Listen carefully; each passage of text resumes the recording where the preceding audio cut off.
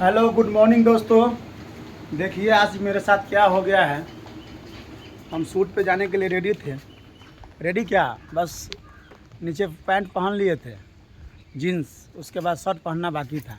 यहाँ देखिए, यहाँ पंकज भी पूरा रेडी है, पूरा गाड़ी भी मेरा रेडी है, पंकज रेडी है, कैमरा स्टैंड पूरा रेडी है जाने के लिए। और देखिए मेरे साथ क्या हो गया, आइए मैं दिखाता हूँ आपको। देखिए पंकज थोड़ा कैमरा पकड़ेगा।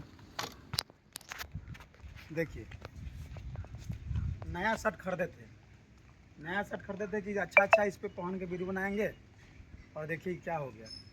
ये मन्ना मेरा बछड़ा जो होता है गाय का, आइए आपको दिखाते हैं। आइए देख लीजिए, इस शैतान को देख लीजिए, यही है। दिखाओ थोड़ा क्लोज से दिखा, मुँह दिखा, देखो, देखिए यही है जो चबा के इसको यही हाल किया है।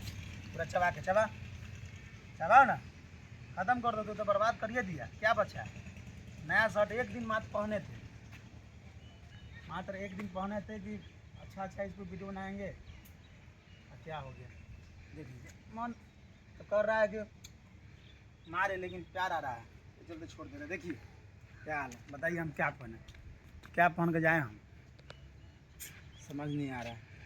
अब जो तो हो गया सो हो गया, दूसरा बनना होगा, देखते हैं।